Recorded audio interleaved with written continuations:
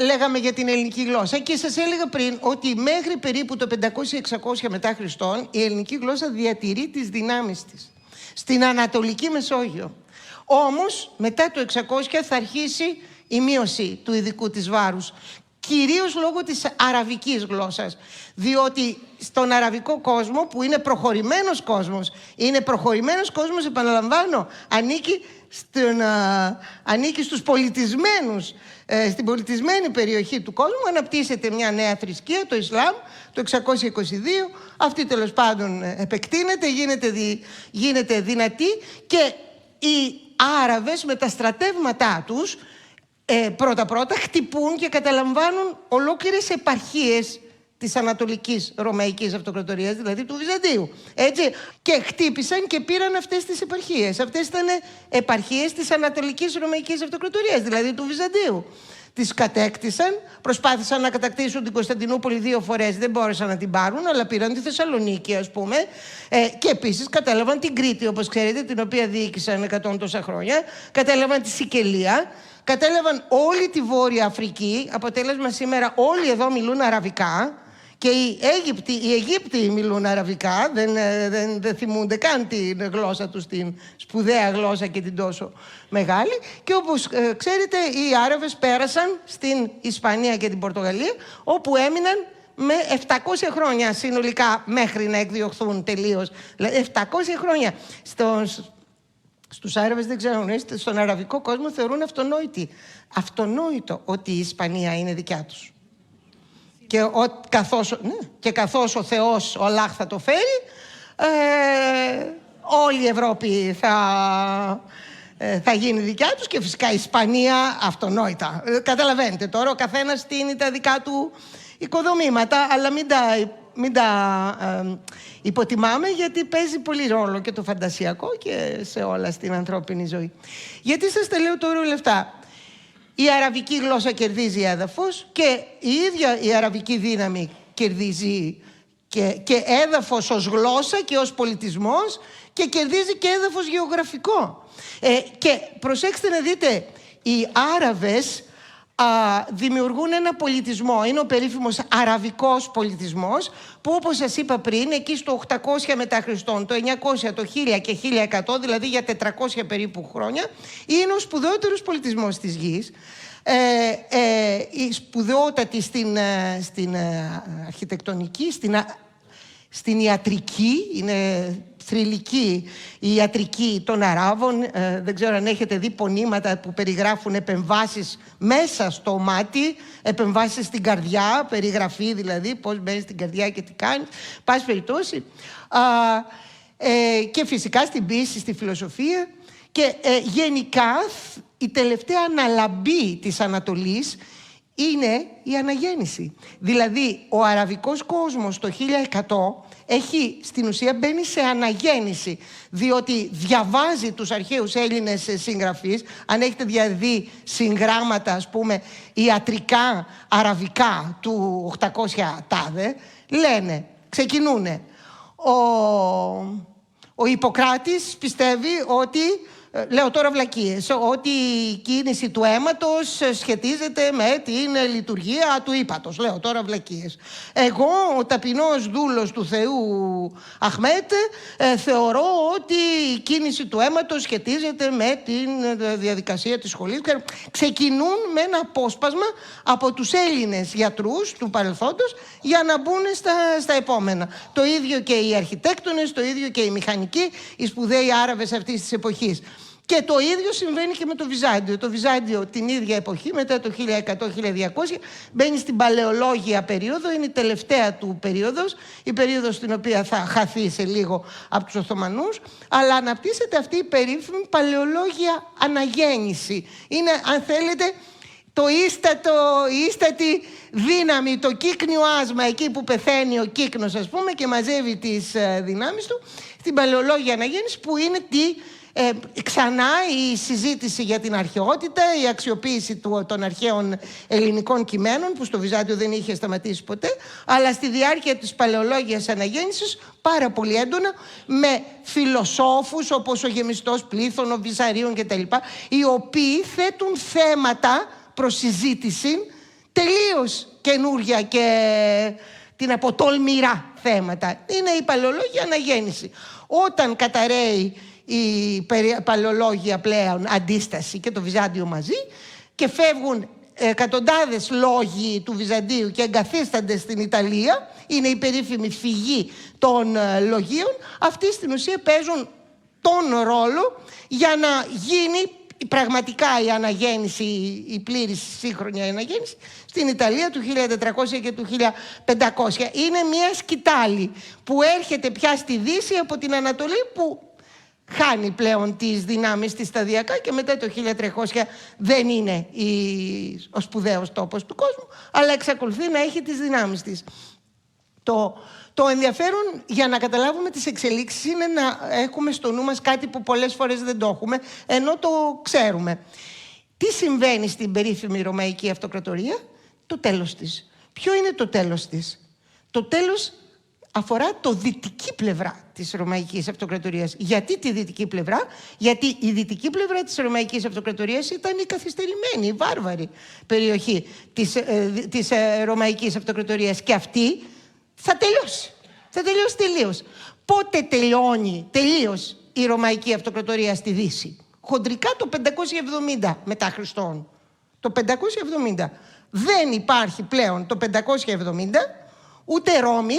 Την έχουν 2 φορές κάψει και ρημάξει γερμανικά φύλλα. Στην περίπτωση της Ρώμης Βυσιγότθοι και Λομβαρδοί. Η Βόρεια Ιταλία λέγεται Λομβαρδία. Τυχαίο? Δεν νομίζω. Η Λομβαρδία ήταν γερμανικό φύλλο και η Βουργουνδία ήταν γερμανικό φύλλο. Και η Γαλλία, όπως ξέρετε, ένα τμήμα της λέγεται Βουργουνδία.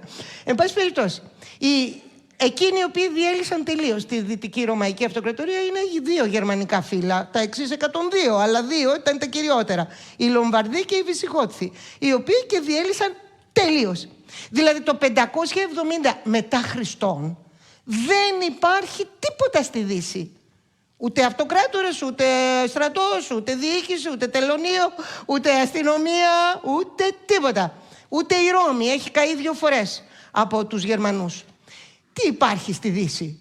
Γερμανικά φύλλα. Έχουν μπει τα γερμανικά φύλλα μέσα, τα οποία και στην ουσία ελέγχουν τα πάντα. Καταλαμβάνουν αυτό που είναι σήμερα η Ισπανία, Πορτογαλία. Τη Γαλλία την είχαν καταλάβει οι Φράγκοι από το 500 μετά Χριστόν. Γι' αυτό οι Γάλλοι έχουν ξεχάσει το όνομά τους και λένε τον εαυτό τους Γερμανό. Γιατί διοικήθηκαν από τους Γάλλους, από τους Γερμανούς από το 500 τόσο μετά Χριστόν. Από τους Φράγκους. Και η κυριότερη δύναμη, τέλος πάντων γερμανική, που ελέγχει την πλευρά τη δυτική, είναι οι Φράγκοι, αλλά μαζί τους είναι και οι Βάνδαλοι και οι Βυσιγότθοι και εν πάση περιπτώσει όλος ο δυτικός κόσμος ελέγχεται, η Δυτική Ρωμαϊκή Αυτοκρατορία ελέγχεται από τους Γερμανούς μετά το 570, όλος.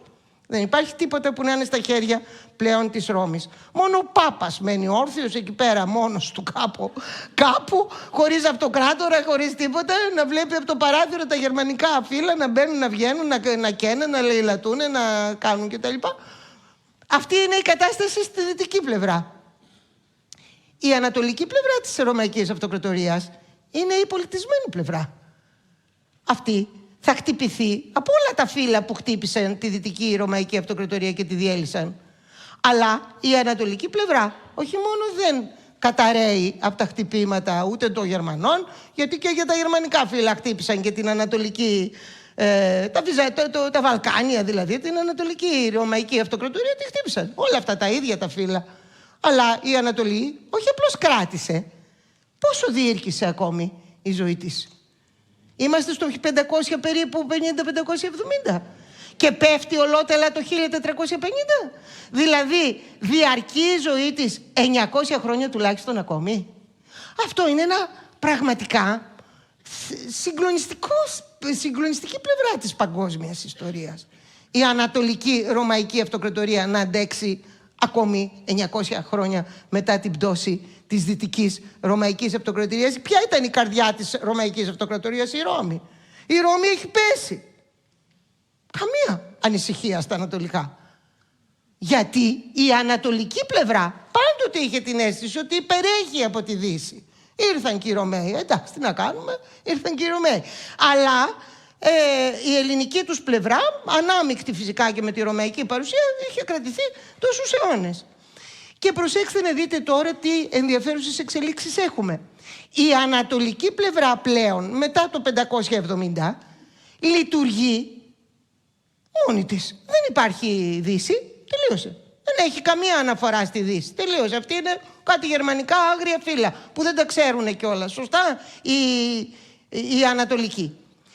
Και συμβαίνει το εξής. Αφού πλέον δεν υπάρχει η δυτική πλευρά, ούτε η λατινική γλώσσα χρειάζεται.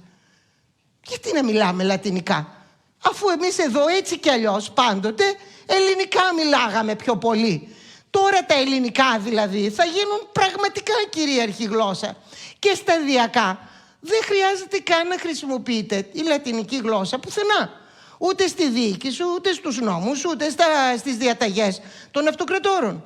Και θα συμβεί το εξής. Να σας πω κάτι έτσι χαρακτηριστικό. Την ώρα που πέφτει η Ρώμη και που δεν υπάρχει τίποτα στη δυτική πλευρά, η πρωτεύουσα της Ανατολικής Ρωμαϊκής Αυτοκρατορίας στην Κωνσταντινούπολη, ο αυτοκράτορας Ιουστινιανός, κτίζει ένα από τα καταπληκτικότερα κτίσματα της παγκόσμιας ιστορίας. Την ώρα που η Δύση καίγεται και καταραίει και είναι στάχτη και μπούρμπερι και δεν υπάρχει τίποτα, η ανατολική πλευρά όχι απλώς είναι όρθια, αλλά είναι σε θέση να κτίζει ένα από τα καταπληκτικότερα έργα της παγκόσμιας πολιτισμικής κληρονομιάς, χρησιμοποιώντας όλο τον προϋπολογισμό του κράτους, να πούμε, για να δημιουργηθεί αυτό το αριστούργημα, με το οποίο ήταν τόσο εκλεπτισμένο και τόσο πρωτοπόρο. Ξέρετε, για να γίνει αυτός ο θόλος έπρεπε να βρεθούν λύσεις στατικές και μηχανικές που ακόμη τις μελετούν, ας πούμε, οι ειδικοί. Και ο αυτοκράτορας ο οποίος δημιουργεί αυτό το έργο, ο Ιουστινιανός, είναι Ρωμαίος αυτοκράτορας. Η μητρική του γλώσσα είναι τα λατινικά. Ξέρει ελληνικά, επειδή η περιοχή του γενικά μιλάει ελληνικά και τα ελληνικά είναι διαδεδομένα, και δεύτερον επειδή είναι αυτοκράτορας και μορφωμένος και δεν μπορούσες να είσαι μορφωμένος χωρίς να ξέρεις ελληνικά. Αλλά η μητρική του γλώσσα είναι τα λατινικά. Και το αριστούργημά του, ο ναός της Αγίας Σοφίας, είναι γεμάτο με επιγραφές, γιατί ήταν καλυμμένο με μοσαϊκά, με αγιογραφίες και τα λοιπά, που όλες αυτές είχαν μια επιγραφή. Όλες αυτές είναι 200 τόσες οι επιγραφές μέσα στην Αγία Σοφιά. Είναι 200 τόσες επιγραφές. Να σας πω κάτι. Ούτε μία δεν είναι στα λατινικά. Ούτε μία. Είναι όλες στα ελληνικά. Γιατί? Γιατί τα ελληνικά ήταν η γλώσσα της θρησκείας, τελείωσε.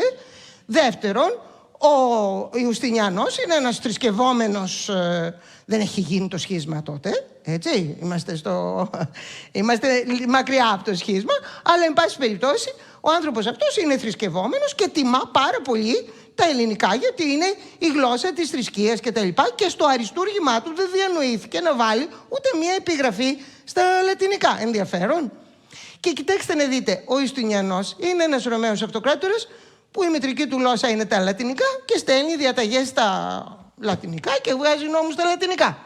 200 χρόνια αργότερα από τον Ιουστινιανό, δηλαδή είμαστε κοντά στο 700-800, οι αυτοκράτορες του Βυζαντίου δεν ξέρουν καν λατινικά. Τι λόγο έχουν να ξέρουν λατινικά? Πάει τελείως. Έχει τελειώσει η Ρώμη, τελείως. Δεν υπάρχει τίποτα. Γερμανικά έπρεπε να μάθουν. Λέω τώρα. Το Βυζάντιο άκουγε Γερμανός, είχε την αίσθηση, ας πούμε, ούτε να το συζητούμε αυτό το πράγμα. Προσέξτε να δείτε. Σταδιακά, το τελευταίο που παραμένει σε λατινική εκφορά είναι οι νόμοι. Η Ρωμαϊκή Αυτοκρατορία είναι εξακουστή για το ρωμαϊκό δίκαιο, έτσι, όποιος σε όλες τις νομικές σχολές του κόσμου στο πρώτο έτος θα διδαχθείς ρωμαϊκό δίκαιο. Βλέπω κάτι φίλες που κουνούν το κεφάλι, προφανώς το έχουν περάσει εξετάσεις στην νομική σχολή. Γιατί πραγματικά ήταν πολύ σπουδαίοι στο θέμα των νόμων. Και εξ αυτού και στο Βυζάντιο οι νόμοι συνεχίζουν να γράφονται στα λατινικά, περισσότερο, αλλά πάντα με ελληνική περίληψη. Σταδιακά όμως, καθώς καβαλάμε και το 900 μετά Χριστόν, δηλαδή μπαίνουμε πλέον στο 10ο αιώνα, ούτε οι νόμοι πλέον δεν γράφονται στα λατινικά, τελείωσε. Η ανατολική, δηλαδή η Ρωμαϊκή Αυτοκρατορία, δεν έχει πλέον σχέση καν ούτε με τη Ρώμη, η οποία δεν υπάρχει, ούτε με τα λατινικά, τα οποία δεν χρησιμοποιούν. Προσέξτε όμως να δείτε, και εδώ έχει κάτι, είναι μεγάλο ενδιαφέρον. Αυτοί οι αυτοκράτορες του Βυζαντίου, της Κωνσταντινουπόλεως δηλαδή,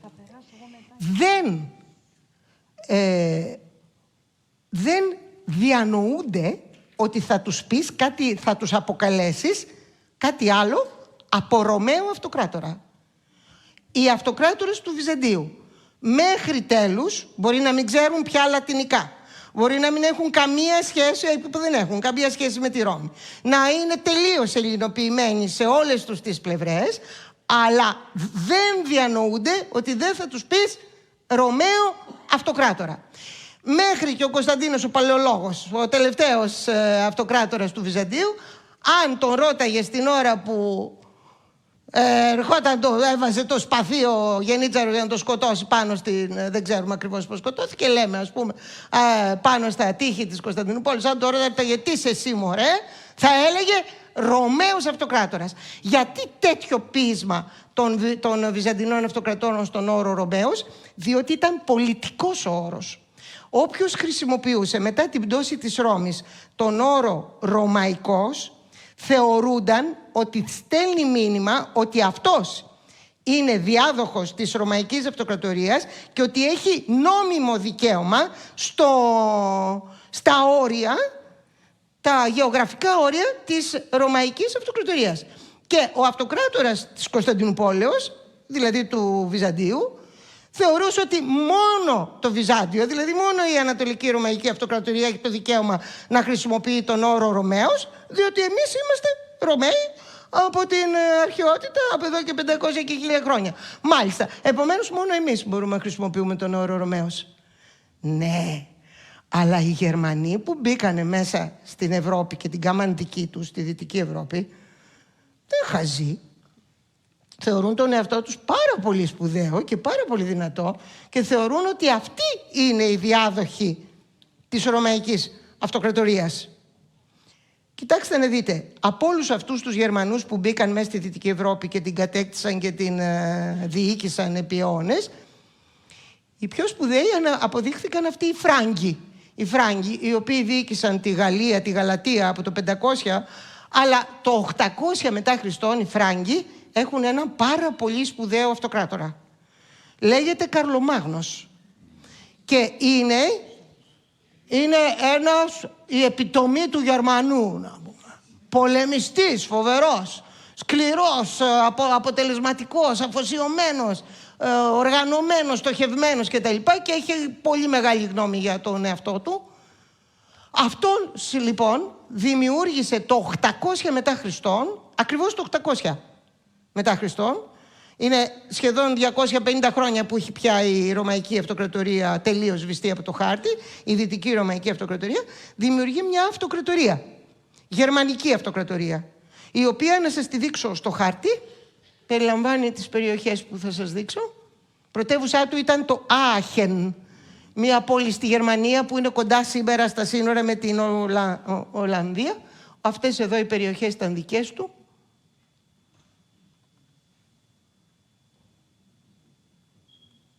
Καλό, Μεγάλη αυτοκρατορία. Πρώτη φορά μετά την πτώση της Ρώμης δημιουργείται 250-300 χρόνια μετά την πτώση της Ρώμης μια μεγάλη αυτοκρατορία στη δυτική πλευρά. Και πώς την ονομάζει ο Καρλομάγνος, την αυτοκρατορία του?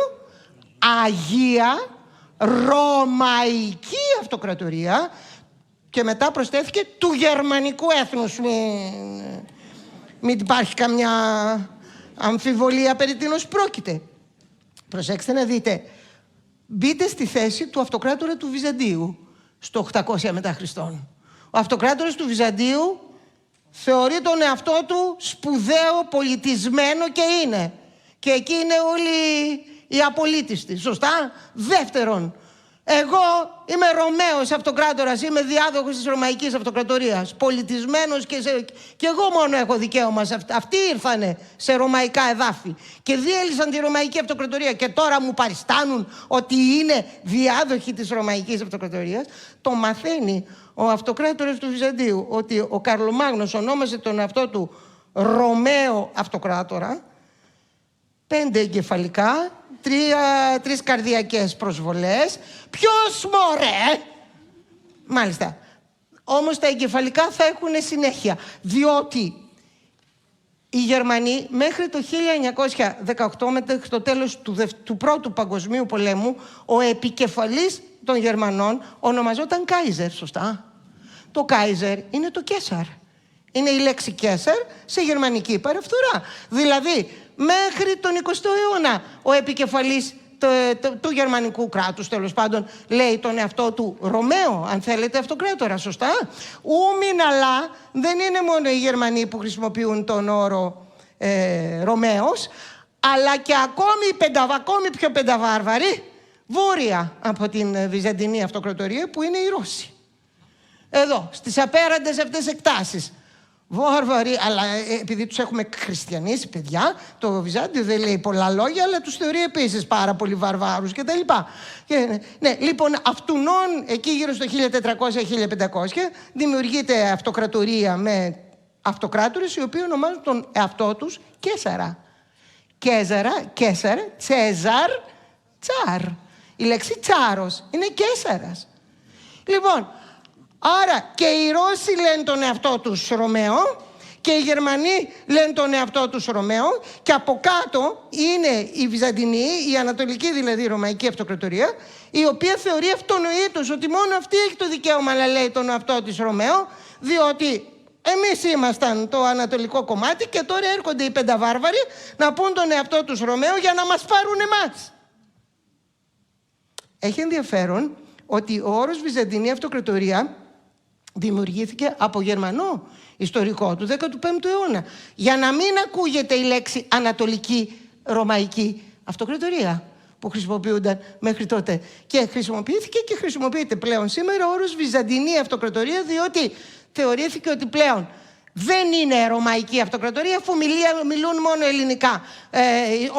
Όλα διδάσκονται στα ελληνικά. Όλα τα σχολεία και οι σχολές είναι στα ελληνικά. Οι νόμοι βγαίνουν στα ελληνικά. Όλα γράφονται στα ελληνικά. Πλέον είναι μια ελληνική αυτοκρατορία. Γκρίχεν τους λένε οι Γερμανοί. Γκρέκε τους λένε οι Γάλλοι. Γκρίξ τους λένε οι Άγγλοι. Δηλαδή είναι μια άλλη τοποθέτηση των πραγμάτων. Όμως οι αυτοκράτορες επιμένουν μέχρι τέλους, οι Βυζαντινοί αυτοκράτορες, να ονομάζουν τον εαυτό τους Ρωμαίο, διότι αλλιώς θα ήταν σαν να εκχωρούν σε όλους τους υπόλοιπους το δικαίωμα να τους διοικήσουν τους ίδιους. Καταλάβατε, είναι πολιτικός όρος. Εξού και έμεινε και ο όρος Ρωμαίος και Ρωμιός. Θέλω να πω που χρησιμοποιούμε μέχρι σήμερα από ένα πείσμα, από ένα γυνάτι και από μία, όχι κενό, αλλά και από μία, ας πούμε, περηφάνεια, ότι εμείς είμαστε οι πραγματικοί διάδοχοι και τα λοιπά. Ποιοι είστε εσείς που διανοείστε ότι είστε σαν εμάς? Αυτά έχει. Αλλά όλα είναι στα ελληνικά. Προσέξτε τώρα να δείτε. Το Βυζάντιο, η ανατολική πλευρά, κρατάει δυνάμεις, δεν έχει χαθεί, παρότι οι Άραβες ενισχύονται και απέσπασαν από την Ανατολική Ρωμαϊκή Αυτοκρατορία εδάφη. Όμως παραμένουν αρκετά εδάφη, και όχι λίγα, στην δικαιοδοσία των Βυζαντινών Αυτοκρατόρων, δηλαδή της Κωνσταντινούπολης. Ωστόσο, το Βυζάντιο θα ζήσει πολλά. Και όχι, διότι Άραβες χτυπούν από κάτω. Βίκινγκ έρχονται και λαιλατούν, Νορμανδοί δηλαδή. Ο όρος που χρησιμοποιεί το Βυζάντιο για τους Βίκινγκ είναι Νορμανδοί. Αν έχετε ακούσει οι επιθέσεις των Νορμανδών. Όταν ακούτε τη λέξη επιθέσεις των Νορμανδών ή επιθέσεις των Βαράγκων, είναι οι Βίκινγκ. Δηλαδή οι Γερμανοί από τη Σκανδιναβία ήταν αυτοί. Πειρατές, δηλαδή με πλοία που χτυπούσαν. Οι άλλοι ήταν πεζοί. Εν πάση περιπτώσει, γενικώς γερμανικό στοιχείο. Η νεότερη Ευρώπη στην πραγματικότητα έχει στηθεί πάνω στο γερμανικό στοιχείο, λόγω της πτώσεως της Ρώμης, ας πούμε, και της ανάδειξης. Εν πάση περιπτώσει, η Δυτική Ευρώπη. Παραλλήλως, Σλάβοι μπαίνουν μέσα στα Βαλκάνια. Και το Βυζάντιο έχει να αντιμετωπίσει αυτές τις ορδές των Σλάβων που μπαίνουν το 500, το 600, το 700 στα Βαλκάνια. Κάποιοι από αυτούς σταδιακά εγκαθίστανται σε περιοχές, αποκτούν βασιλέα και γίνονται και ισχυρά βασίλεια, όπως είναι οι Βούλγαροι, όπως είναι οι Σέρβοι. Αυτοί πρόκειτο να εξελιχθούν σε πολύ δυνατούς αντιπάλους του Βυζαντίου. Το Βυζάντιο δηλαδή έχει να συγκρούεται με Βουλγάρους, αργότερα με Σέρβους, με Άραβες οι οποίοι το χτυπούν από κάτω, με Γερμανούς, δηλαδή Νορμανδούς που το χτυπούν από τις θάλασσες, και Τούρκους οι οποίοι μπαίνουν στο παιχνίδι. Ποιοι είναι αυτοί οι Τούρκοι που μπαίνουν στο παιχνίδι? Και αυτοί είναι που θα κάνουν και τη διαφορά. Κοιτάξτε, οι Τούρκοι θα παρουσιαστούν εδώ το 1071 και θα νικήσουν τους Βυζαντινούς σε μία μάχη, την μάχη του Ματζικέρτ. Το Ματζικέρτ είναι μία περιοχή εδώ στην Ανατολική Ασία και αυτοί που χτύπησαν το Βυζάντιο το 1071 και τον νίκησαν ήταν Σελτζούκοι Τούρκοι. Δηλαδή ήταν μια φυλή Τούρκων, όχι οι Οθωμανοί Τούρκοι. Οι Σελτζούκοι Τούρκοι ήρθαν σχεδόν 300 χρόνια, 200 χρόνια πριν από τους Οθωμανούς τα πράγματα και έκαναν τη διαφορά. Διότι το 1071 συγκρούστηκαν με τους Βυζαντινούς στο Ματζικέρτ. Και εκεί ο Βυζαντινός στρατός ιτήθηκε από τους Σελτζούκους Τούρκους. Καλά, οι αυτοκρατορίες έτσι είναι. Όλο μάχες δίνουν, σε κάποιες νικούν, σε κάποιες ιτώνται, ξανά έτσι είναι η ιστορία των... Δεν είναι πρώτη φορά που ιτάται ο Βυζαντινός στρατός. Αλλά αυτό το οποίο συνέβη στο Ματζικέρτ είναι ότι για πρώτη φορά συνελήφθη ζωντανός ο αυτοκράτορας του Βυζαντίου στη μάχη και οδηγήθηκε στη σκηνή του αρχηγού των Σελτζούκων Τούρκων, ο λεγόταν Άρπασλάν, σαν εχμάλωτος. Ο Άρπασλάν είχε την πρόνοια να του φερθεί αυτοκρατορικά, είχαν συζήτηση οι δύο άνδρες και εν πάση περιπτώσει κατέληξαν ότι δεδομένης της νίκης των Σελτζούκων θα μπορούσαν να είχαν πάρει μεγάλα κομμάτια της Μικράς Ασίας. Ωστόσο, πάση περιπτώσει, ο Ρωμανός, ο αυτοκράτορας του Βυζαντίου, κατάφερε, συζητώντας με τον Άρπασλαν, να περιοριστεί η έκταση των περιοχών που του δόθηκαν, ας πούμε, στη Μικρά Ασία, αναλογικά με αυτά που θα μπορούσε να ζητήσει. Όμως, ο αυτοκράτορας του Βυζαντίου γυρνάει στην Κωνσταντινούπολη μετά από αυτή τη συνομιλία. Και όταν φτάνει στην Κωνσταντινούπολη, καταλαβαίνει ότι δεν είναι αυτοκράτορας. Διότι όσο αυτός έλειπε εκεί και ήρθε και το μήνυμα ότι τον πιάσανε και πήγε στη σκηνή του Άρπασλαν, οι αντίπαλοι του, οι πολιτικοί αντίπαλοι, είχαν κλέξει άλλον αυτοκράτορα. Οπότε καταλαβαίνει ότι όχι μόνο δεν είναι αυτοκράτορας, αλλά του κόψαν και τη μύτη και τα αυτιά, ξέρετε αυτά. Πάει ο αυτοκράτορας του Βυζαντίου και ο Άρπασλαν μαθαίνει ότι δεν είχε κάνει καμία συμφωνία με τον αυτοκράτορα του Βυζαντίου. Δεν ήταν αυτοκράτορας του Βυζαντίου αυτός με τον οποίο είχε κάνει συμφωνία. Επομένως θεωρεί ότι η Μικρά Ασία είναι δικιά του, ορμάει στη Μικρά Ασία και παίρνει το μεγαλύτερο τμήμα της Μικράς Ασίας. Όχι ολόκληρο, αλλά το μεγαλύτερο τμήμα της Μικράς Ασίας. Επομένως, το 1071 στην πραγματικότητα ξεκινά η τουρκική παρουσία στη Βυζαντινή Αυτοκρατορία και ξέρετε ότι κάθε χρόνο ο Ερντογάν πηγαίνει την ημέρα της μάχης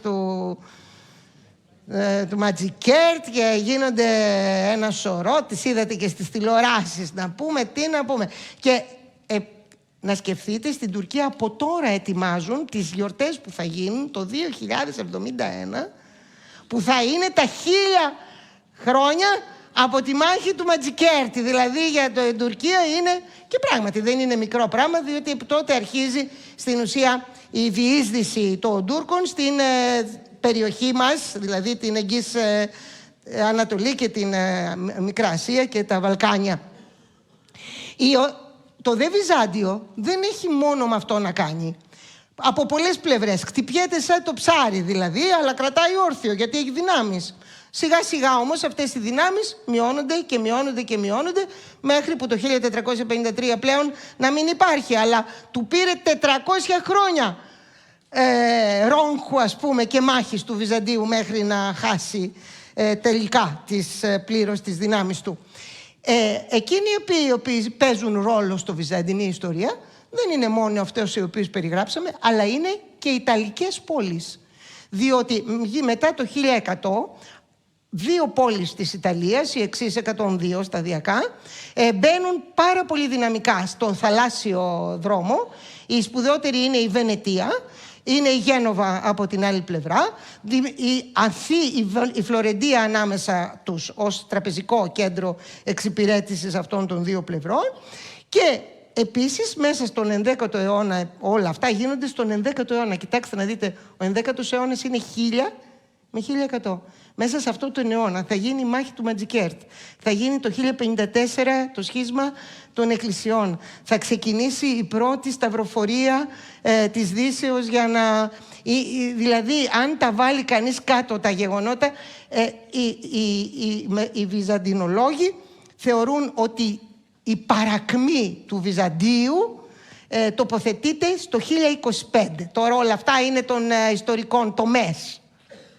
Αλλά κάποιες φορές είναι απότομες, αλλά κάτι δείχνουν. Γιατί το 1025? Γιατί το 1025 πεθαίνει ο Βασίλειος ο δεύτερος, ο Βουλγαροκτόνος, και θεωρείται ότι είναι ο τελευταίος αυτοκράτορας του Βυζαντίου που είχε τις δυνατότητες να κάνει πραγματική αυτοκρατορική πολιτική. Μετά από το τέλος αυτό, μετά το 1025, το Βυζάντιο στην ουσία είναι σε άμυνα και προσπαθεί να σώσει ό,τι περισσότερο μπορεί από κάτι το οποίο μοιάζει να διαρρέει, να μην μπορεί να το ελέγξει. Αλλά και πάλι θα δώσει πολλά. Οι Ιταλικές πόλεις βγαίνουν στο δρόμο, και το Αμάλφι και τα λοιπά, και χάρη στη δράση τους στη θάλασσα γίνονται πλούσιες σταδιακά, αποκτούν προνόμια από τους βυζαντινούς αυτοκράτορες για καλύτερη δράση στην Ανατολική Μεσόγειο, κυρίως οι Βενετσιάνοι, και αποτέλεσμα είναι την Κωνσταντινούπολη να μην κατακτηθεί από αλλοθρήσκους, αλλά να κατακτηθεί το 1204, πρώτη φορά στην ιστορία της. Κατακτιέται αυτή η απίστευτη πόλη με τα καταπληκτικότερα τείχη στον κόσμο. Τα περίφημο Θεοδόσιο τείχος είναι αυτό το οποίο προφύλαξε. Εγώ αυτή τη στιγμή λέω βλάσφημα πράγματα, γιατί αν υπήρχε ένας Βυζαντινός σήμερα θα έλεγε όχι, κύριε Ευθυμίου, η Παναγιά προστάτευσε την Κωνσταντινούπολη. Όπως ξέρετε, για τους Βυζαντινούς, εκείνος που υπεράσπιζε τα τείχη του Βυζαντίου ήταν η Παναγία αυτοπροσώπως. Όπως και η Αθηνά προστάτευε τα τείχη των Αθηνών. Έτσι και η Παρθένος Αθηνά προστάτευε τα τείχη των Αθηνών και η Παρθένος Μαρία προστάτευε τα τείχη της Κωνσταντινούπολης. Ενδιαφέρον. Δύο Παρθένες προστατεύουν τις πιο σημαντικές πόλεις του ελληνισμού. Εν πάση περιπτώσει, κατακτάται το 1204 η Κωνσταντινούπολη από τους δυτικούς της τέταρτης σταυροφορίας. Στην τέταρτη σταυροφορία, δηλαδή, είμαστε στο 1204, είναι πια η τέταρτη σταυροφορία, και αυτή η σταυροφορία, τέλος πάντων, αλλάζει πορεία, διότι ο εσωτερικός αντίπαλος του Βυζαντινού αυτοκράτορα καλεί τους δυτικούς να έρθει να διώξουν τον κακό αυτοκράτορα για να γίνει αυτός ο αυτοκράτορας, άλλο που δεν θέλουν οι δυτικοί, έρχονται και μπαίνουν και κατακτούν την Κωνσταντινούπολη. Την κατακτούν όμως για 60 περίπου χρόνια. Μετά η Κωνσταντινούπολη ξαναγίνεται βυζαντινή και τα ενία της διοίκησης του τελευταίου γύρου του Βυζαντίου είναι οι Παλαιολόγοι, αυτή η δυναστεία των Παλαιολόγων. Ωστόσο, μπορεί η Κωνσταντινούπολη να ανακάμπτει και να γίνεται ελεύθερη, όμως τα καλύτερά της εδάφη βρίσκονται κάτω από τον έλεγχο των Ιταλικών πόλεων και ιδίως της Βενετίας ή και άλλων φεουδαρχών, Γάλλων και Ιταλών και Γερμανών που από αυτούς που μετήχαν στην τέταρτη σταυροφορία. Τότε αρχίζει η ονομαζόμενη περίοδος της Λατινοκρατίας. ή Βενετοκρατίας για τους Έλληνες, που βέβαια η Κρήτη και η Κύπρος φυσικά και η Πελοπόννησος και η Εύβοια και τα νησιά του Αιγαίου και τα λοιπά το έζησαν πολύ. Να σας πω κάτι, η Κρήτη διοικήθηκε από τους Βενετούς από το 1204 έως το 1669, που πέφτει ο Χάνδακας δηλαδή. 1204 με 1669 είναι 450 χρόνια περίπου, πόσο? Κυρία Παπαδοπούλου. Πάση περιπτώσει. Και τελικά κατακτάται από τους Οθωμανούς το 1669 μέχρι το 1912, που είναι ούτε 300 χρόνια. Θέλω να πω, η Κρήτη είχε διπλή περίοδο βενετικής διοίκησης από την Οθωμανική. Το ίδιο έγινε και με τον Πελοπόννησο, που είχε δύο βενετοκρατίες και τα λοιπά, την Εύβοια και... Τι θέλω να πω με αυτό? Το Βυζάντιο έχει ρόγχο πλέον. Από όλες τις πλευρές. Του παίρνουν εδάφη, του παίρνουν δυνάμεις. Αυτό συρρυκνώνεται, αλλά κρατάει. Εντάξει. Και τελικά ποιος θα είναι αυτός ο οποίος θα του δώσει το τελικό χτύπημα? Είναι οι Οθωμανοί Τούρκοι. Παραδόξως δεν είναι οι Σελτζούκοι Τούρκοι. Γιατί δεν είναι οι Σελτζούκοι Τούρκοι? Διότι αυτοί, αφού διοίκησαν 200 περίπου χρόνια την Μικρά Ασία, μετά τους χτύπησε μία ορδή από τις στέπες των διαδόχων του Τζιγκίς Χάν. Και αυτοί που ήρθαν από τις στέπες ήταν πιο σκληροί πολεμιστές και τους νίκησαν τους Σελτζούκους Τούρκους. Έτσι η Μικρά Ασία διαλύθηκε, δηλαδή η σελτζουκική παρουσία στην Μικρά Ασία, από τα χτυπήματα των Μογγόλων. Και κοιτάξτε, θα έλεγε κανείς ότι είμαστε τώρα στο 1250 ας πούμε, και λογικά θα έπρεπε το Βυζάντιο να υποφεληθεί από αυτό, αφού διαλύθηκαν οι Σελτζούκοι Τούρκοι από τα χτυπήματα των Μογγόλων, οι οποίοι έφυγαν, δεν μείνανε στην... Απλώς έμεινε ένας τόπος χωρίς διοίκηση, η Μικρά Ασία, με εκατοντάδες μικρούς θύλακες από πρώην στελέχη της σελτζουκικής διαλυμένης κοινωνίας, πολέμαρχους δηλαδή, οι οποίοι στείνουν το μικροβασίλειό τους, ας πούμε, γίνονται μικροηγεμόνες εδώ και εκεί. Κανονικά το Βυζάντιο δεν θα έπρεπε να έχει τη χρυσή του ευκαιρία να έρθει, να τους χτυπήσει αυτούς και να ανακαταλάβει τη Μικρά Ασία? Είμαστε στο 1250 χοντρικά. Θα έλεγες ότι το Βυζάντιο θα μπορούσε να ανακάμψει. Όχι. Δεν είχε τις δυνάμεις να το κάνει το 1200. Σας λέω ότι αυτή την ώρα η Κωνσταντινούπολη είναι κάτω από τον έλεγχο των Δυτικών, έτσι. Την ώρα που διαλύεται η σελτζουκική, ας πούμε, επικράτεια.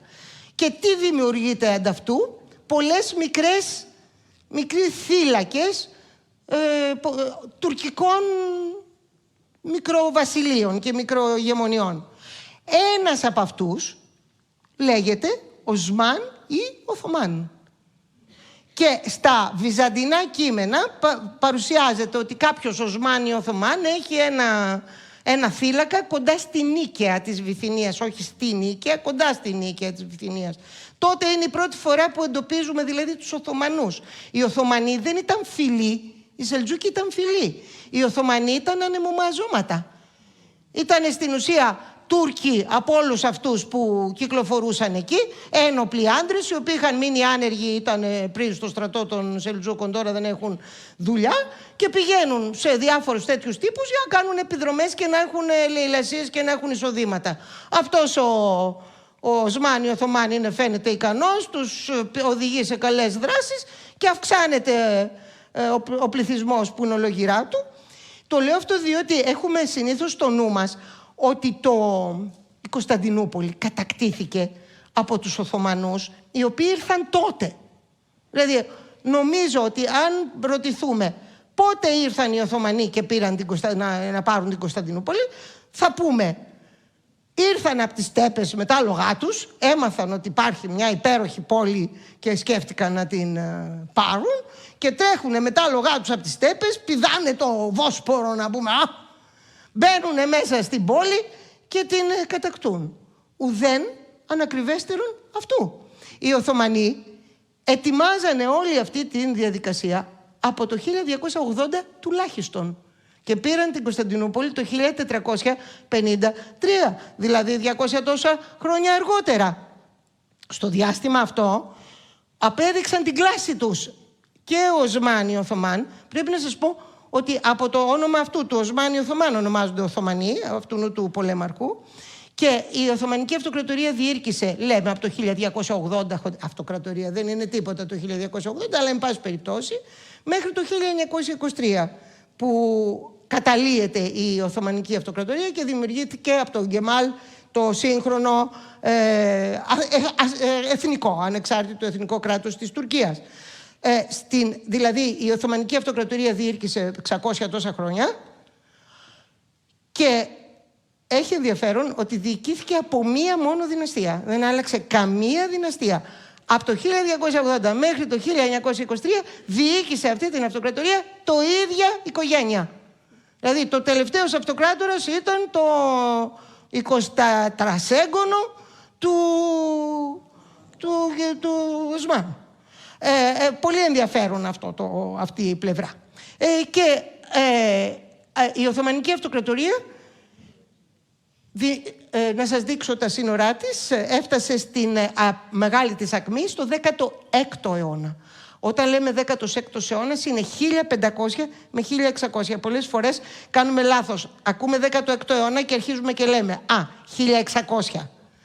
Αυτό είναι 17ος αιώνας. Έτσι. Ο 16ος αιώνας είναι 1500 με 1600. Ο 16ος αιώνας θεωρείται ο χρυσός αιώνας της Οθωμανικής Αυτοκρατορίας, με τον σπουδαίο τους αυτοκράτορα που ήταν ο Σουλεϊμάν, ο Κανουνί, όπως τον λένε οι Οθωμανοί. Κανόν, ελληνική λέξη. Κανουνί. Ο νομοθέτης δηλαδή. Ο Σουλεϊμάν ο νομοθέτης. Αλλά είναι γνωστός παγκοσμίως ως μεγαλοπρεπής. Διότι οι υπόλοιποι τον έβλεπαν έτσι σαν πολύ δυνατή προσωπικότητα και ήταν η πολύ δυνατή προσωπικότητα. Στο 16ο αιώνα οι Οθωμανοί έχουν πάρει, να σας πω, αρχικά ο Οσμάνι Οθωμάν ήταν εδώ. Χτυπήσανε και νίκησαν τη Βυζαντινό στρατό το 1302 στη μάχη του Βαφέως. Πήρανε την Προύσα από τους Βυζαντινούς. Και η Προύσα είναι η πρώτη πρωτεύουσα των Οθωμανών. Παίρνουν και την Νίκαια το 1323. Και το 1340 περνούν στην Θράκη από την περιοχή εδώ των Δαρδανελίων. Και καταλαμβάνουν την πρώτη μεγάλη βυζαντινή πόλη στη Θράκη. Δηλαδή στο ευρωπαϊκό έδαφος, που λέγεται Καλύπολη. Σήμερα τη λένε Γκαλιμπολού. Τότε αυτοί κατέλαβαν την Καλύπολη δηλαδή. Και αφού κατέλαβαν την Καλύπολη, συνέχισαν να καταλαμβάνουν εδάφη στην Θράκη. Η σπουδαιότερη πόλη της Θράκης είναι η Κωνσταντινούπολη. Σωστά? Το ξέρουμε. Είναι η Ανατολική Θράκη. Και υπάρχει και η Δυτική Θράκη. Εμείς έχουμε τη Δυτική Θράκη, η Ανατολική Θράκη έχει πρωτεύουσα την Κωνσταντινούπολη. Η Κωνσταντινούπολη είναι ιστορικά η σπουδαιότερη πόλη της Θράκης και η δεύτερη ιστορικά είναι η Αδριανούπολη, η σπουδαιότερη πόλη της Θράκης, και οι Οθωμανοί καταλαμβάνουν την Καλύπολη και μετά κινούνται στην Αδριανούπολη, καταλαμβάνουν την Αδριανούπολη και το 1362 κάνουν πρωτεύουσά τους την Αδριανούπολη, που έχει σημασία και μήνυμα. Μεταφέρουν την πρωτεύουσά τους δηλαδή από την Ασία στην Ευρώπη. Να είναι μήνυμα ότι εδώ θα δώσουμε βάρος, αν και δώσαν βάρος και ανατολικά και δυτικά, αλλά στην Ευρώπη, στο ευρωπαϊκό κομμάτι.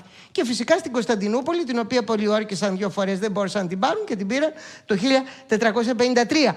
Την πήραν την Κωνσταντινούπολη αφού είχαν πάρει όλη τη Θράκη και τη Δυτική, αυτή που σήμερα είναι δική μας, και τη Μακεδονία και τη Θεσσαλία. Θέλω να πω, είχε μείνει η Κωνσταντινούπολη γυμνή, μόνη της, για να την είχαν πια στα νύχια τους, έτσι, το 1453. Και πάλι ό,τι μπόρεσε έκαμε αυτή η μεγάλη πόλη για να κρατηθεί όρθια. Το 1453 έληξε αυτό το πράγμα. Και στον επόμενο αιώνα θα σας δείξω το μέγεθος αυτής της αυτοκρατορίας. Έχει σημασία. Κοιτάξτε. Η Ουγγαρία είναι μέσα. Οι Οθωμανοί διοίκησαν την Ουγγαρία 150 χρόνια και επιχείρησαν 2 φορές να καταλάβουν τη Βιέννη, που είναι δίπλα στην Ουγγαρία. Όπως ξέρετε, 2 φορές απέτυχαν να καταλάβουν τη Βιέννη, αλλά το προσπάθησαν πολύ. Λοιπόν, τα σύνορα είναι εδώ.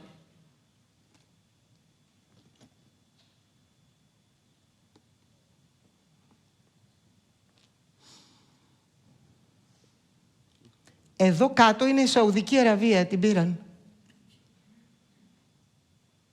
Αυτό. Πώς σας φαίνεται?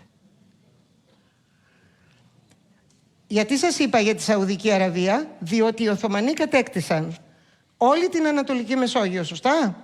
Που θα πει τα 4 πατριαρχία του χριστιανισμού ήταν υπό τον έλεγχο και τα 4 των Οθωμανών. Και τα 4.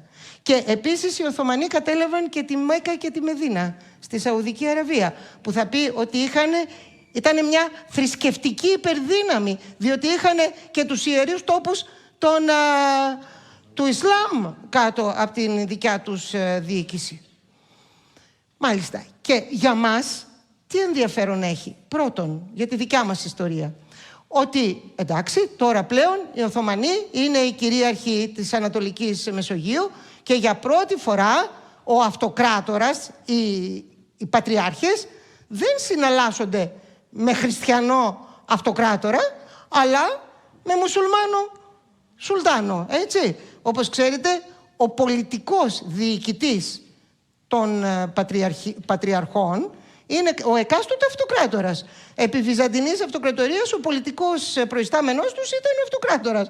Επί Οθωμανικής Αυτοκρατορίας είναι ο Σουλτάνος, που ο Σουλτάνος δεν είναι χριστιανός, είναι μουσουλμάνος. Καινούργιες ισορροπίες έπρεπε να κρατήσεις. Και αυτός ο Σουλτάνος διοικεί 4 πατριαρχία, δεν ξέρω πόσες μητροπόλεις και πόσες επισκοπές και τους ιερούς τόπους του Ισλάμ. Ενδιαφέρον. Το ενδιαφέρον όμως είναι το εξής, ότι οι Οθωμανοί όταν κατακτούν εδώ την Ανατολική Μεσόγειο, οι περισσότεροι κάτοικοι είναι χριστιανοί Ορθόδοξοι. Δεν είναι μουσουλμάνοι. Αργότερα κατακτούν και τις μουσουλμανικές χώρες, οπότε αυξάνονται. Αλλά στα Βαλκάνια, στην Αιγής Ανατολή, στη Μικρά Ασία κτλ. Και στην Μαύρη Θάλασσα οι κάτοικοι είναι χριστιανοί Ορθόδοξοι. Για περίπου 100 χρόνια η πλειοψηφία του πληθυσμού της Οθωμανικής Αυτοκρατορίας είναι άπιστη. Δεν είναι πιστοί, δηλαδή δεν είναι μουσουλμάνοι. Αργότερα αυτό θα ανατραπεί. Γιατί μας ενδιαφέρει εμάς αυτό? Διότι αυτοί οι χριστιανοί Ορθόδοξοι από ποιους ποιμένονται? Από τα 4 πατριαρχία, σωστά? Από τα 4 πατριαρχία. Τα 4 πατριαρχία είναι ελληνόφωνα. Και τα 4. Και τα 4. Και μάλιστα οι μουσουλμάνοι και ο Πορφητής ήθελε να είναι ένα πατριαρχείο σε όλα τα Βαλκάνια. Διότι όταν οι Οθωμανοί κατέλαβαν τα Βαλκάνια, υπήρχε πατριαρχείο των Σέρβων και πατριαρχείο των Βουλγάρων. Οι Βούλγαροι είχαν δικό τους πατριάρχη και οι Σέρβοι δικό τους πατριάρχη. Οι Οθωμανοί Σουλτάνοι είπανε, θέλουμε ένα πατριάρχη που να διοικεί όλα τα Βαλκάνια, τον πατριάρχη της Κωνσταντινούπολης. Έκλεισαν τα πατριαρχία των Σέρβων και των Βουλγάρων και έριξαν όλους τους χριστιανούς Ορθοδόξους της Βαλκανικής στο Πατριαρχείο Κωνσταντινούπολεως. Όπως καταλαβαίνετε, το Πατριαρχείο Κωνσταντινούπολεως εξ αυτού έγινε ισχυρότερο πολιτικά, επειδή πλέον ποιμένει και τους Σλάβους που πριν είχαν δικούς τους πατριάρχες. Γιατί το κάνανε αυτό οι Οθωμανοί? Διότι διοικούσαν θεοκρατικά. Δηλαδή τι περίμεναν από τους μη πιστούς και από τους υπηκόους τους? Ότι θέλουν οι αυτοκρατορίες. Τι θέλουν οι αυτοκρατορίες? Να μου πληρώνετε τους φόρους, να μην μου κάνετε ιστορίες, να είστε νομοταγείς, να μην μου κάνετε ιστορίες και στα εσωτερικά σας πράγματα να τα λύνετε μεταξύ σας. Δεν θα καθίσω εγώ να ασχοληθώ τώρα αν η Μαρία Ευθυμίου δέρνεται με την Κυρακατίνα γιατί η κατσίκα της μπήκε στο χωράφι της. Αυτά να τα λύνετε μεταξύ σας. Υποσχέθηκε ο Γιώργος στη Μαρία Ευθυμίου ότι θα την παντρευτεί και αυτός μετά παντρεύτηκε άλλη και η Μαρία Ευθυμίου μετά. Αυτά είναι μεγάλα θέματα. Μπορούσαν να την άξουν χωριά ολόκληρα. Θα τα λύσετε μεταξύ σας. Δεν μπλεχτούμε με τα πίτουρα να μας φάνει κότες. Εξ αυτού οι Οθωμανοί, όπως ξέρετε, καλλιέργησαν την κοινοτική αυτοδιοίκηση, την τοπική αυτοδιοίκηση, για να λύνονται τα προβλήματα σε τοπικό επίπεδο να μην το έχουν. Και ποιος θα μετέφερε τις διαταγές της διοίκησης στους πιστούς? Η εκάστοτε θρησκευτική διοίκηση. Δηλαδή θέλει ο αυτοκράτορας να στείλει στους Αρμένιους. Οι Αρμένοι είχαν δικό τους πατριάρχη. Χριστιανοί είναι, αλλά είναι μονοφυσίτες χριστιανοί. Θέλει να στείλει στους Αρμένιους ένα μήνυμα, διαταγή. Πώς θα κάνει? Ποιο είναι το ίντερνετ του? Ποιο είναι το διαδίκτυό του? Θα πάει στον πατριάρχη των Αρμενίων. Θα του πει: αυτή είναι διαταγή μου για τους Αρμένιους. Θέλω να το μάθουν όλοι οι Αρμένοι αυτή τη διαταγή. Ο πατριάρχης των Αρμενίων θα το στείλει σε όλες τις επισκοπές, τις αρμένικες, που θα το στείλουν σε όλες τις Μητροπόλεις, που οι Μητροπολίτες θα φωνάξουν τους ιερείς, θα τους δώσουν και την Κυριακή στις εκκλησίες θα το διαβάσουν. Οι άνθρωποι τότε πηγαίναν στις εκκλησίες, θα το διαβάσουν στους Αρμενίους στην εκκλησία τους, θα μάθουν αυτό. Τελείωσε. Το λύσε το πρόβλημά του ο Σουλτάνος. Έτσι είχε 4 πατριάρχες για να στέλνει στους χριστιανούς Ορθοδόξους αυτά τα οποία ήθελε. Και αυτά τα πατριαρχία και τα 4 είναι ελληνόφωνα. Έχει σημασία αυτό. Πάλι η ελληνική γλώσσα έχει ειδικό βάρος, διότι είναι η γλώσσα του χριστιανισμού. Και ο Σουλτάνος με αυτούς συναλλάσσεται φυσικά. Ξέρετε ότι έχουμε διαταγές των Σουλτάνων στα ελληνικά στο 15ο και 16ο αιώνα. Γιατί γραμματείς τους δηλαδή τα γράφαν και στα ελληνικά, διότι σου λέει για να καταλάβουν ό,τι και οι Ρωμαίοι. Για να καταλάβουν τι τους λέμε, στέλνει το στα ελληνικά. Μετά πια ήταν μόνο στα Οθωμανικά. Το λέω αυτό διότι οι Έλληνες βρέθηκαν και πάλι αναλογικά σε μια ισχυρή θέση, χάρη στη γλώσσα τους και χάρη στο γεγονός ότι και οι Βούλγαροι και οι Σέρβοι και οι Αλβανοί και οι Ρουμάνοι χριστιανοί Ορθόδοξοι ποιμένονται από ελληνικό κλήρο. Ενδιαφέρον αυτό. Μάλιστα. Κοιτάξτε να δείτε τώρα. Θα κάνω ένα άλμα. Το 1830 δημιουργείται το ελληνικό κράτος. Έχει τελειώσει η Ελληνική Επανάσταση και δημιουργείται το ελληνικό κράτος. Και το ελληνικό κράτος τοποθετεί για πρώτη φορά πρεσβευτές στο εξωτερικό. Όταν γίνεσαι επίσημο κράτος, αποκτάς πρεσβείες, σωστά. Έρχονται πρεσβευτές, στέλνεις πρεσβευτές. Ο πρώτος πρεσβευτής που στέλνει το ελληνικό κράτος στο Λονδίνο είναι ο Σπυρίδων Τρικούπης. Ο Σπυρίδων Τρικούπης ήταν ο πατέρας του Χαριλάου Τρικούπη. Το Τρικουπέικο ήταν μια πολύ σπουδαία οικογένεια προχόντων του Μεσολογγίου, οι οποίοι είχαν παράδοση στην υψηλή μόρφωση, τα παιδιά τους πηγαίναν στα σχολεία, πηγαίναν και στην Πάδοβα και τα λοιπά και τα λοιπά. Και όλο το Τρικουπέικο ήταν μέλη της φιλικής εταιρείας, και ο Σπυρίδων Τρικούπης, όπως και όλοι οι προύχοντες της Στερεάς και της Πελοποννήσου. Μάλιστα. Γιατί το λέω αυτό? Διότι όταν γίνεται η Ελληνική Επανάσταση, ο Σπυρίδων Τρικούπης είναι φοιτητής, δεν θυμάμαι, στην Πάδοβα, κάπου στην Ιταλία, μαθαίνει το ξεκίνημα της Επανάστασης, είναι μέλος της φιλικής εταιρείας, τα αφήνει όλα, έρχεται να πολεμήσει στην Ελληνική Επανάσταση. Επειδή είχε υψηλή μόρφωση και θέση, η Επανάσταση το χρησιμοποίησε κυρίως σε θέσεις διοικητικές, και όταν τελείωσε η Επανάσταση τοποθετήθηκε πρεσβευτής της Ελλάδος στο Λονδίνο. Γιατί το λέω αυτό? Διότι το Λονδίνο είναι η σπουδαιότερη χώρα στον κόσμο, η Αγγλία.